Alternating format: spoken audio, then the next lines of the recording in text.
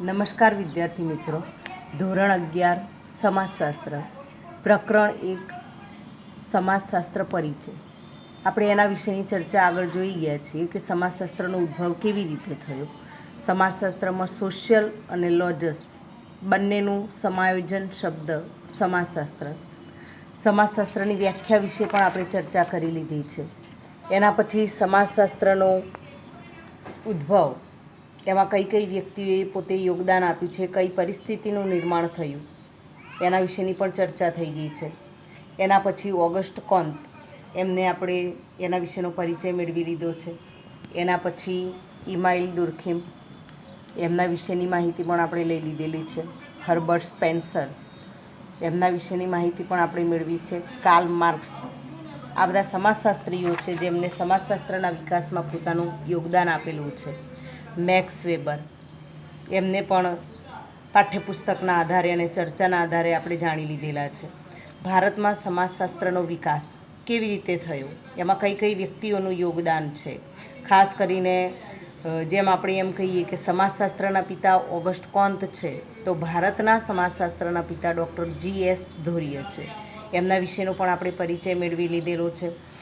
સમાજશાસ્ત્રના વિકાસમાં કઈ કઈ નાણાકીય સંસ્થાઓ આપણને મદદરૂપ થાય છે.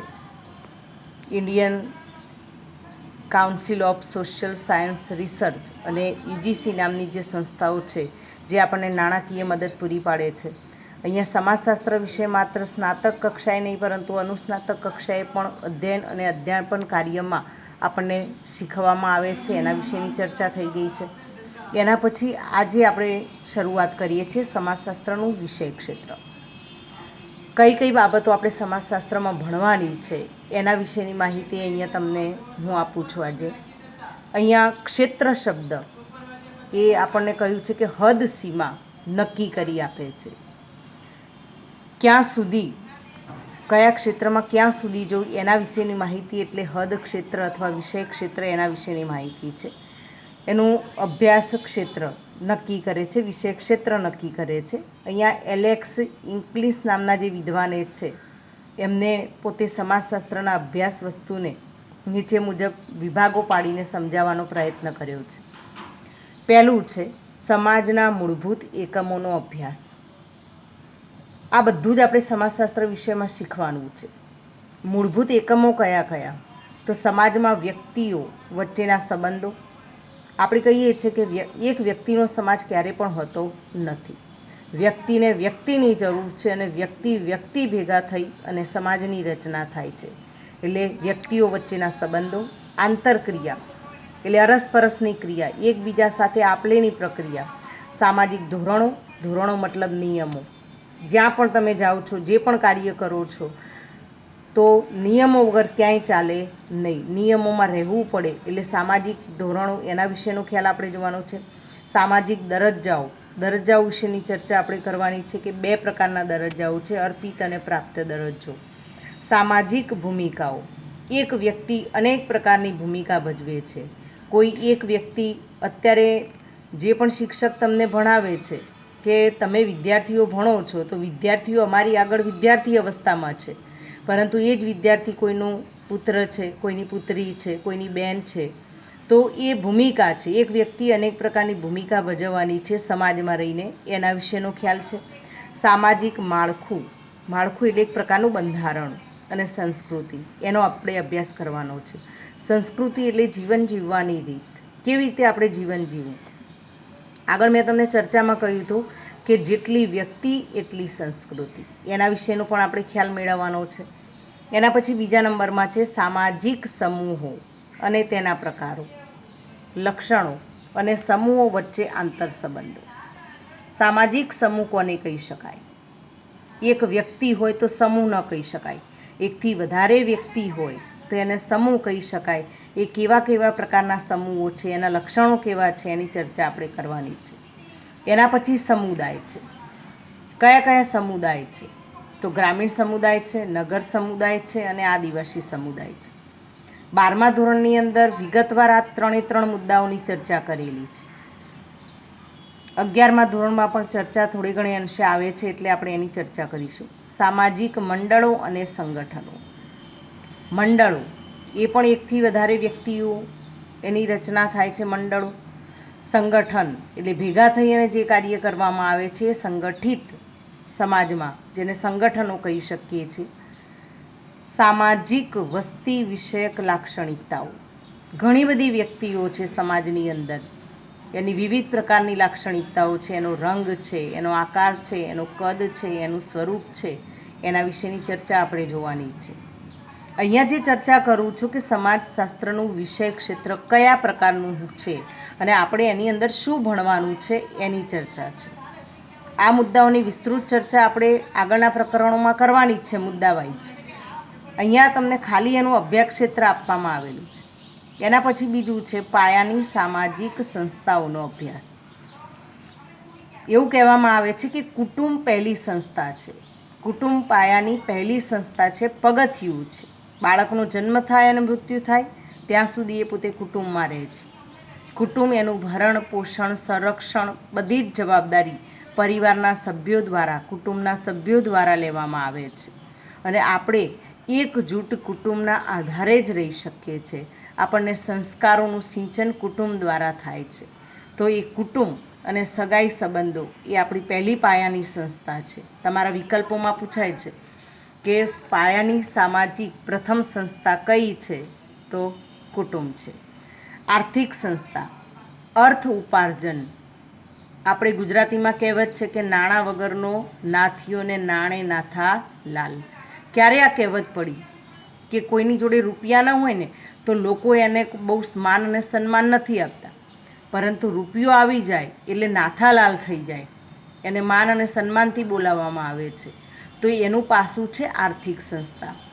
તમારી પાસે રૂપિયો હશે ને તો તમે અર્થ, વેપાર, ઉપાર્જન અને એ બધું જ કામ કરી શકશો ને એના કારણે તમે સમાજની અંદર મોભાદાર સ્થાન પ્રાપ્ત કરી શકશો. તો એ આર્થિક સંસ્થા વિશે આપણે ભણવાનું છે. એના પછી છે રાજકીય સંસ્થાઓ, રાજકારણ. અને આપણે અત્યારે ઇલેક્શન જોઈએ છે, જ્યારે પણ આવે છે ત્યારે 5 વર્ષે એમાં સરકારની નિમણૂક કરવામાં આવે છે. વિવિધ પ્રકારના પ્રશ્નો છે અને એમાં રાજ્યસભા, લોકસભા એની રચના કરવામાં આવે છે. એમાં વિવિધ પ્રકારના સભ્યોની નિમણૂક કરવામાં આવે છે. દરેકને અલગ અલગ પ્રકારનું ક્ષેત્ર, કાર્યભાર સોંપવામાં આવ્યું છે. એના વિશેની ચર્ચા છે. કાનૂની સંસ્થાઓ, આગળ એવું કહેવામાં આવતું કે પંચ પરમેશ્વર અને 5 વ્યક્તિઓ જે નિર્ણય લે એ નિર્ણય આપણે માન્ય રાખવો પડતો હતો. પરંતુ જેમ જેમ સમય પરિવર્તિત થયો ત્યારે 5 વ્યક્તિઓનું કોઈ સાંભળતું નહોતું. વ્યક્તિ મન ફાવે એવું વર્તન કરતી. ત્યારે જરૂરિયાત ઊભી થઈ કાયદાની, કાનૂનની, નીતિ નિયમોની, ધોરણોની. તો એના વિશેની આપણે ચર્ચા કરવાની છે. એના પછી છે ધાર્મિક સંસ્થાઓ. જ્યારે વ્યક્તિ બધી જ જગ્યાએથી થાકી જાય, હારી જાય, નિરાશ થઈ જાય છે ત્યારે એને જરૂર પડે છે ઈશ્વરની, એને જરૂર પડે છે એક અલૌકિક શક્તિની. અને એ શક્તિ ક્યાંથી મળે છે? આવી ધાર્મિક સંસ્થાઓ ત્યાં જઈ અને ઈશ્વરના દર્શન કરવાથી, એનું સંસ્મરણ કરવાથી, એને યાદ કરવાથી આપણે આપણા દુઃખોને ભૂલી જઈએ છીએ. તો આવી વિવિધ પ્રકારની ધર્મ સંસ્થાઓ વિશે પણ આપણે આગળ ભણવાનું છે. એના પછી છે જ્ઞાતિ વ્યવસ્થા. એવું કહેવામાં આવે છે કે જ્ઞાતિ વંશ પરંપરાગત છે. કોઈ વ્યક્તિ પોતાનું જ્ઞાતિ કે દરજ્જો બદલી શકતી નથી. એવું કહેવામાં આવે છે કે ભારતની અંદર આશરે 3000થી વધારે જ્ઞાતિઓ છે. એના વિશેની ચર્ચા કરવાની છે. બ્રહ્મ, ક્ષત્રિય, વૈશ્ય અને શૂદ્ર એવી જ્ઞાતિઓ વિશેનું વિભાજન એ કર્મના આધારે સાથે સાથે જન્મના આધારે થયેલું છે. એની પણ ચર્ચા કરીશું. શિક્ષણ સંસ્થાઓ જે આપણે આજે ભણી રહ્યા છીએ, અભ્યાસ કરી રહ્યા છીએ, જીવનની અંદર શિક્ષણનું વિશેષ મહત્ત્વ છે. એ શિક્ષણ વિશેની ચર્ચા એની અંદર આવશે. એના પછી ક વિભાગમાં છે, આ ત્રીજો વિભાગ છે, પાયાની સામાજિક પ્રક્રિયાઓ. વ્યક્તિ કેવા પ્રકારની ક્રિયા કરે છે, એનું પરિણામ શું આવે છે, કોની સાથે કેવા પ્રકારનો વ્યવહાર કરે છે, એના વિશેની વાત છે. એમાં પહેલું છે સહકાર. પરસ્પર એકબીજા સાથે રહી ચાલી અને કાર્ય કરવામાં આવે તો એ સહકારની પ્રક્રિયા છે. એના પછી છે સ્પર્ધા. હું એના કરતાં આગળ જતો રહું એના કરતાં મારું વધારે સારું દેખાય, એ એક પ્રકારની સ્પર્ધા છે. અને સંઘર્ષ, કે આ સ્પર્ધામાંથી સંઘર્ષનો ઉદ્ભવ થાય છે. સંઘર્ષ રાજકારણમાં આપણે જોઈએ છે કે એક પક્ષ બીજા પક્ષને નીચો પાડવાનો પ્રયત્ન કરે, કંઈક એવી જાહેરાતો કરે કે પોતાનું સારું દેખાય અને બીજાનું નરસું દેખાય. એની વાત છે. અનુકૂલન સાધવું, એડજસ્ટમેન્ટ, એકબીજા સાથે સારી રીતે અનુકૂળ બનીને જીવનમાં રહેવું, એ જ સમાજ આગળ આવી શકે છે, એનો જ વિકાસ થઈ શકે છે. એ બાબત આપણને શીખવે છે. આત્મસાતીકરણ, આપણી પાસે જે છે એ બીજાને આપવું ને બીજાનું સારું છે એ આપણે સ્વીકારી લેવું, એ આત્મસાતીકરણની પ્રક્રિયા આપણને જોવા મળે છે. એના પછી બીજામાં છે સમાજના સભ્યોને સમાજ માન્ય વર્તનો અને ધોરણો શીખવતી સામાજિકીકરણની પ્રક્રિયા. સામાજિકીકરણ એટલે શું? સમાજ અનુકરણ. આપણે સારી વસ્તુનું અનુકરણ કરવાનું છે.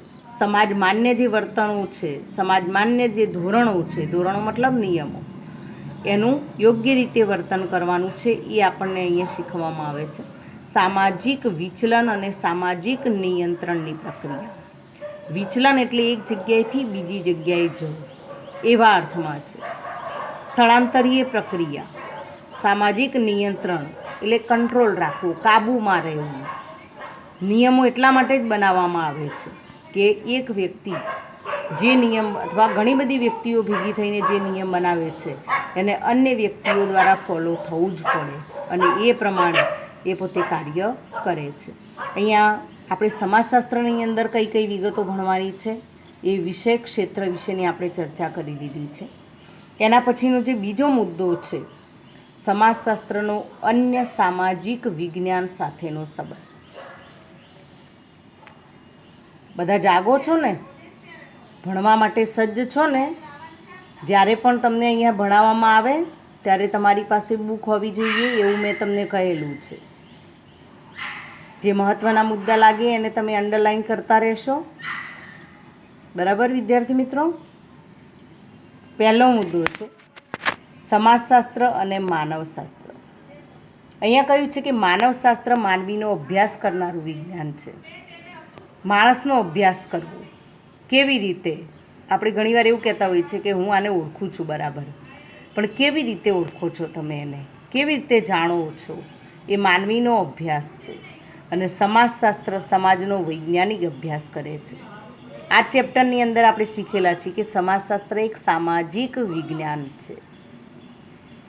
કહ્યું છે કે આરંભથી લઈને અહીંયા સાંપ્રત સમય એટલે કે વર્તમાન સમય સુધીના શારીરિક, સાંસ્કૃતિક અને પુરાતત્વીય પાસાને સમજવાનો પ્રયત્ન થઈ રહ્યો છે. કઈ કઈ બાબતો? તો શારીરિક માનવશાસ્ત્ર, કે આપણા શરીરને લગતું માનવશાસ્ત્ર, એના વિશેની ચર્ચા, કે આપણે એમને બરાબર ઓળખીએ છીએ, એનું શરીર સ્વસ્થ અને તંદુરસ્ત છે. સાંસ્કૃતિક માનવશાસ્ત્ર, એની ચર્ચા આપણે અહીંયા આગળ આપેલી જ છે કે જો શારીરિક જે લક્ષણો છે એમાં માનવીની જુદી જુદી જાતિઓ અને જાતિઓ એકબીજાથી કઈ રીતે જુદી પડે છે. ઘણીવાર તમે જુઓ છો કે કોઈ વ્યક્તિના વાળ વાંકડિયા છે, કોઈના નોર્મલ વાળ છે, કોઈનું નાક નોર્મલ દેખાય, કોઈનું ચપટું દેખાય, કોઈનો રંગ ગોરો દેખાય તો કોઈનો શ્યામ દેખાય. એ શારીરિક લક્ષણો છે, એ એકબીજાથી આપણને અલગ પાડે છે. ઘણીવાર જોઈએ ને કોઈ વિદ્યાર્થીને અને એના ઘણા સમય પછી એવો જ કોઈ વિદ્યાર્થી હોય તો તરત ટીચર પૂછતા છે કે તમારી બેન કે ભાઈ અહીંયા ભણેલા છે કેમ? તો એનો ચહેરો એનાથી મળતો આવતો હોય, એ શારીરિક લક્ષણ છે. બીજું છે સાંસ્કૃતિક માનવશાસ્ત્રીય, જે બાબતો છે પહેલાંની આદિમાનવના જે આચાર, રૂઢિઓ અને જીવનશૈલીનો અભ્યાસ હોય. સંસ્કૃતિ, આપણે કહીએ ને કે દરેક વ્યક્તિએ પોતાની સંસ્કૃતિ બદલાય છે. દરેક વ્યક્તિના આચાર, વિચાર, રહેણી કહેણી, ખોરાક, પોશાક બધું અલગ અલગ છે. મેલિનોવસ્કીએ એક બહુ સરસ સંસ્કૃતિની વ્યાખ્યા આપી છે કે સંસ્કૃતિ એટલે વારસામાં મળેલા ઓજારો, સાધનો, હથિયારો, ચીજવસ્તુઓ, ટેકનિકી પ્રક્રિયાઓ, વિચારો, ટેવો અને મૂલ્યોની બનેલી છે. તો એને આપણે સંસ્કૃતિ કહીએ.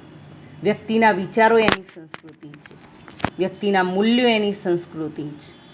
તો એના અહીંયા આ જે સાંસ્કૃતિક માનવશાસ્ત્ર છે એ આપણને અહીંયા આ જ્ઞાન આપે છે. જ્યારે પુરાતત્વીય માનવશાસ્ત્ર સંશોધન દરમિયાન એ વિવિધ પ્રકારના પ્રાચીન અવશેષો, પુરાતત્વીય જે સંસ્કૃતિ છે એનો ઉદ્ભવ અને વિકાસ એ આપણને અહીંયા જોવા મળે છે. શેના દ્વારા?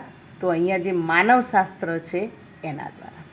હવે સમાજશાસ્ત્ર અને માનવશાસ્ત્રનો જે સંબંધ છે ને એ એકદમ પાતળી ભેદ રેખા આપણને જોવા મળે છે બંને વચ્ચે. બંનેને અલગ પાડવું હોય તો ન પાડી શકીએ, બંને એક સિક્કાની બે બાજુ સમાન છે. તો સમાજશાસ્ત્રમાં માનવશાસ્ત્ર કેવી રીતે આવ્યું એ આપણને એક પ્રશ્ન થાય. પરંતુ આ બધી બાબતોના આધારે જોઈએ ને તો સમાજશાસ્ત્ર સાથે માનવશાસ્ત્ર સંકળાયેલું જ છે, કારણ કે માનવ વગર સમાજની કોઈ કલ્પના થઈ શકે નહીં. એ વસ્તુ આપણને જોવા મળે છે. એટલે કહ્યું છે કે જ્યારે સમાજશાસ્ત્રના અભ્યાસનું કેન્દ્ર બિંદુ માનવ સમાજ અને સામાજિક સંબંધો છે. માનવ સમાજ મુખ્ય છે અને સમાજ માનવનો હોય ત્યારે સામાજિક સંબંધો છે. આમ તો બે પ્રકારના સમાજ છે, એક માનવ સમાજ છે અને એક માનવેતર સમાજ છે. માનવ સમાજની અંદર આપણા જેવા માણસોનો સમાવેશ થાય છે અને માનવેતર સમાજની અંદર કીડી, ઉધઈ, ઉરાંગ, ઉટાંગ, ગોરીલા, ચિમ્પાન્જી એવા અન્ય જે માનવેતર છે એનો સમાવેશ કરવામાં આવે છે. એમની પણ સંસ્કૃતિ છે, એમનો પણ સમાજ છે. એક કૂતરું ભસતું હોય, કંઈક થયું હોય તો તમે જોજો શેરીના બધા જ કૂતરાઓ ભેગા થઈ જશે, એ જોવા જશે. એક ઈશારો કર્યો છે, એક સંકેત કર્યો છે કે કેમ ભેગા થઈ ગયા બધા. આપણે પણ આશ્ચર્ય અનુભવીએ કે કોઈ બોલાવા નથી ગયું પણ એકના ભસવાનો અવાજ બીજાને સંકેત આપે છે. એમ ક્યાંક આપણા સમાજની અંદર પણ કંઈક એવી અરાજકતા હોય, કંઈક હુલ્લડ તોફાન થયા હોય તો એક વ્યક્તિને કંઈક થયું હોય તો બીજી અન્ય વ્યક્તિ એના મદદે આવી જતી હોય છે. એ સંબંધો છે, સામાજિક સંબંધો. કોઈ બીમાર થયું હોય તો આપણા સગાવાલા જ આવે છે આપણી નજીક કામે, તો એ સામાજિક સંબંધો છે. તો માનવ છે તો સમાજ છે, એટલે એકબીજાના પૂરક છે એવું સમાજશાસ્ત્ર અને માનવશાસ્ત્રની અંદર કહ્યું છે કે બંનેને અલગ પાડવા હોય તો પાડી શકાય નહીં, કારણ કે સમાજશાસ્ત્ર અને માનવશાસ્ત્ર વચ્ચે ભેદરેખા ખૂબ પાતળી છે. બીજું છે સમાજશાસ્ત્ર અને મનોવિજ્ઞાન.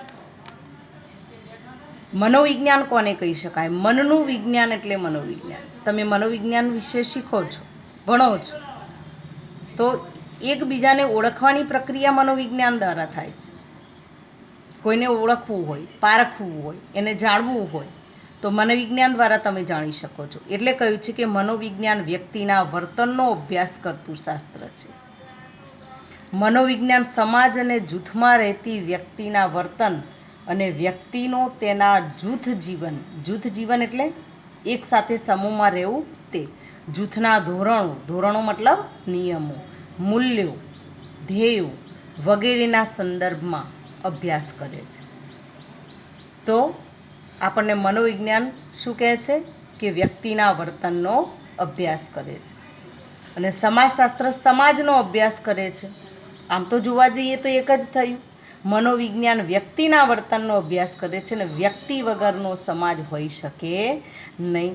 તો આ બંને પણ એકબીજાના પૂરક છે એવું આપણે કહી શકીએ ને. તે જુદા જુદા જૂથોની રચના અને કાર્યોને તપાસે છે. જુદા જુદા જૂથો વચ્ચેના પારસ્પરિક સંબંધો, પરસ્પર એકબીજા સાથે જે સંકળાયેલા સંબંધો છે એ આપણને જોવા મળે છે. સમાજમાં આવતું પરિવર્તન વગેરેનો આપણને અભ્યાસ સમાજશાસ્ત્ર દ્વારા થાય છે. મનોવિજ્ઞાન વ્યક્તિનો અભ્યાસ કરે છે અને સમાજશાસ્ત્ર સમાજ કે જૂથનો અભ્યાસ કરે છે. બંને વિજ્ઞાનો એકબીજા સાથે પરસ્પર અવલંબિત છે, એકબીજાથી એને અલગ પાડી શકાય નહીં. મનોવિજ્ઞાન વ્યક્તિના સંગઠિત થયેલા વર્તન, તેના શારીરિક, માનસિક અને વ્યક્તિગત અનુભવોની સંયુક્ત અસર દ્વારા ઘડાયેલા વર્તનનો અભ્યાસ કરે છે.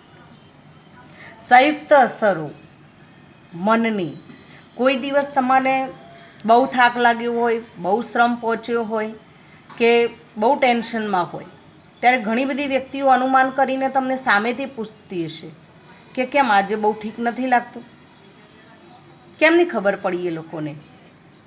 કારણ કે તમારું શરીર, તમારું મન અને તમારા વ્યક્તિગત અનુભવો છે એના આધારે વ્યક્તિએ અનુમાન લગાવી દીધું કે આજે આનો બહુ મૂડ સારો નથી.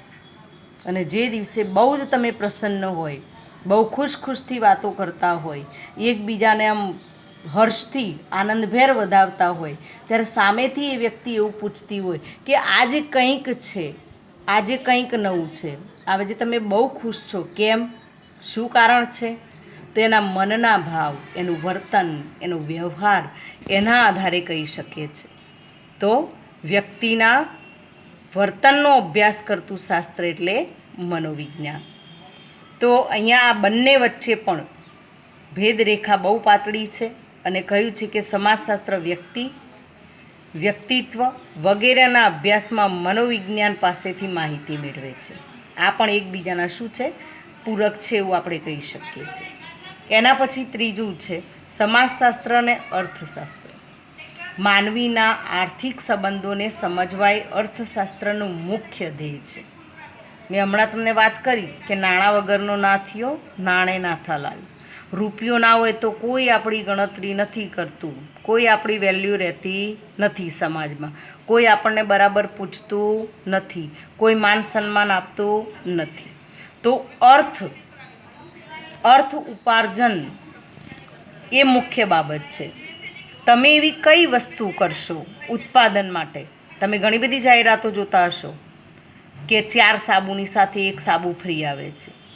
એક પેસ્ટ લેવા માટે જાઓ તો એની જોડે 1 બ્રશ ફ્રી આવે છે. શા માટે આવી જાહેરાત કરી? તો બજારની અંદર ટકી રહેવા માટે, પોતાનો માલ સારી રીતે વેચાઈ શકે એ માટે. દરેક વ્યક્તિ એવું વિચારે છે કે મેં જેટલું ઉત્પાદન કર્યું છે એનું ઉત્પાદન, એનું વિતરણ એ યોગ્ય રીતે થવું જોઈએ. અને જેટલું ઉત્પાદન કર્યું છે ને એનું યોગ્ય રીતે વિતરણ નફા સાથેનું થશે ને તો તમારી અર્થવ્યવસ્થા ઊંચી આવશે. અને એવું કહેવામાં આવ્યું છે ને કે જેની અર્થવ્યવસ્થા વધારે સારી એ દેશ વધારે સબળ કહેવામાં આવે છે.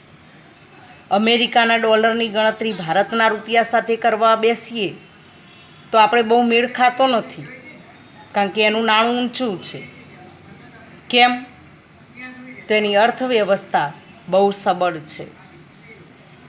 બધા જ દેશોની ગણતરીમાં અમેરિકા બહુ આધિપત્ય ધરાવતો દેશ છે. એનું આર્થિક પાસું બહુ સબળ છે. એટલે આર્થિક પાસું સબળ બનાવવા માટે અર્થવ્યવસ્થા જરૂરી છે. અને અર્થ મતલબ રૂપિયો કોણ ઊભો કરશે? સમાજમાં રહેલી વ્યક્તિ ઊભી કરશે. અને એટલે કહ્યું છે કે વસ્તુની માંગ એટલે જરૂરિયાત, તેનો પુરવઠો એટલે એનો જથ્થો, વસ્તુનું મૂલ્ય એટલે કે એની વેલ્યુ કેટલી છે વસ્તુની, આ જરૂરી છે. રાષ્ટ્રીય આવક, રાષ્ટ્રની અંદર એની આવક કેટલી નિશ્ચિત કરવામાં આવે છે. આર્થિક સંગઠનોનો ઉદ્ભવ એટલે કે વિવિધ પ્રકારના આર્થિક સંગઠનો, વેપાર વાણિજ્યવાળા જે વેપારી વર્ગની વ્યક્તિઓ છે એ વિચારે છે. એનો વિકાસ કેવી રીતે થાય? અત્યારે તમે જોઈ શકો છો કે લોકડાઉન છે એટલે કે અન્ય પરિસ્થિતિ મતલબ કોરોના વાયરસ ચાલી રહ્યો છે, જેના કારણે સોશિયલ ડિસ્ટન્સ કે માસ્ક બાંધીને જવું, અન્ય વ્યક્તિના સંપર્કમાં નહીં આવવું, અને એને કારણે 3 મહિના જે લોકડાઉન રહ્યું છે તો ઘણા બધા વેપારીઓને ફટકો પડ્યો છે. આર્થિક વિકાસ થઈ શક્યો નથી અને એને કારણે વૈશ્વિક મંદી આવે એવા એધાણા આપણને વર્તાઈ રહ્યા છે. અને જ્યાં વૈશ્વિક મંદી છે, બધા જ દેશોમાં આ પરિસ્થિતિ છે, તો વૈશ્વિક મંદી છે એટલે અર્થતંત્ર આપણું કેવું થયું? ગગડી ગયું. અને એને કારણે આપણે જે જોઈતા હતા એ પૂરતા પ્રમાણમાં લાભ લઈ શકતા નથી. તેના લાભ અને ગેરલાભ જેવી બાબતો જે છે એ અર્થવ્યવસ્થાના અભ્યાસ સાથે સંકળાયેલી આપણને જોવા મળે છે. એટલે આપણું અર્થવ્યવસ્થા ઊંચી હોવી જોઈએ. અહીંયા કહ્યું છે કે અર્થવ્યવસ્થા સબળ ન હોય તો શું થાય? તો બેકારી, ગરીબી, લોકો બેકાર બની જશે, બેરોજગાર બની જશે, ગરીબ બની જશે, વસ્તી વૃદ્ધિ જેવી સમસ્યાઓ આ જે બંને અભ્યાસો છે એની સાથે સંકળાયેલી આપણને જોવા મળે છે. ઘરમાં એક વ્યક્તિ કમાવનાર હોય અને ખાનાર 5 કે 6 વ્યક્તિઓ હોય તો કેટલો બધો લોડ પડે. બધાની જરૂરિયાતો સંતોષાઈ ન શકે 1 મહિનાના પગારની અંદર. પણ એવું હોય કે 4 વ્યક્તિઓ કમાતી હોય અને 6 વ્યક્તિઓ ઘરમાં રહેતી હોય તો કેટલી બધી સરળતા સાથે આપણે આપણી જરૂરિયાતોને સંતોષી શકીએ છીએ. એટલે આપણી અર્થવ્યવસ્થા જો સારી હશે તો આપણી બધી જ જરૂરિયાતોને આપણે પૂર્ણ કરી શકીશું. તો અર્થવ્યવસ્થા બેકારી માટે કયા કયા આર્થિક પરિબળો જવાબદાર છે તે જાણવાનો પ્રયત્ન થઈ રહ્યો છે. અને એને કારણે સમાજની વ્યક્તિઓ શું કરે છે, આર્થિક ઉપાર્જન વધારે કરવાનો પ્રયત્ન કરશે. અને એ આર્થિક ઉપાર્જન વધારે કરશે એ સમાજશાસ્ત્રની વસ્તુ છે અને અર્થશાસ્ત્ર સાથે આ વસ્તુ જોડાયેલી આપણને જોવા મળે છે. એના પછી છેલ્લું છે સમાજશાસ્ત્ર અને રાજ્યશાસ્ત્ર. રાજ્યશાસ્ત્ર મતલબ રાજ્ય અને શાસ્ત્ર. આ પણ એક વિષય આવે છે, જેમ તમારે મનોવિજ્ઞાન આવે છે, અર્થશાસ્ત્ર આવે છે, એમ રાજ્યશાસ્ત્ર પણ વિષય આવે છે. અહીંયા રાજ્યશાસ્ત્ર મતલબ રાજ્યશાસ્ત્ર સત્તાનું સર્જન, ઉપયોગ અને તેની વહેંચણીનો અભ્યાસ કરે છે. રાજ્યમાં વિવિધ પ્રકારના કાર્યોની વહેંચણી કરવામાં આવી છે.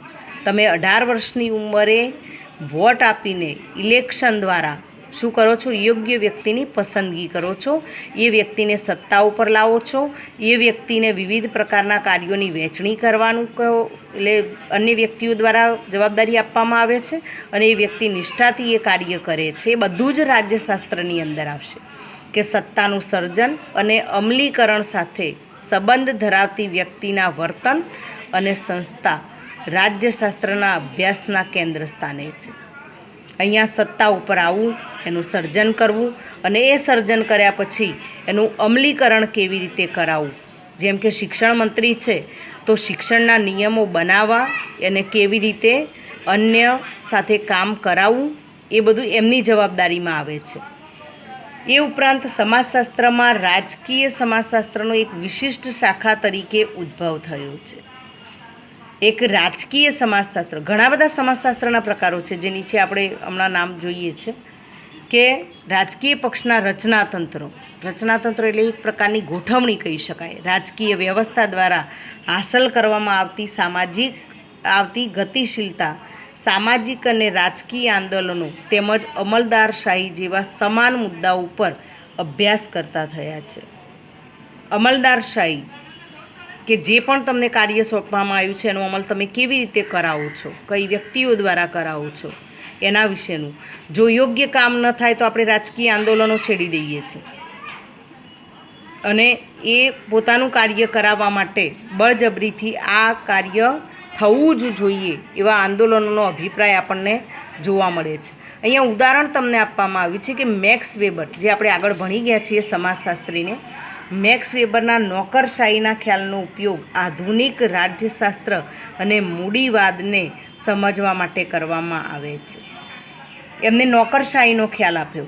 2 વર્ગોનું અસ્તિત્વ એમને કહેલું છે કે એક વર્ગ એવો છે કે જેની પાસે શું છે, અઢળક રૂપિયો છે, ઉત્પાદનના સાધનોની માલિકી ધરાવતો વર્ગ, અને બીજો વર્ગ છે ગરીબ વર્ગ, નોકર વર્ગ.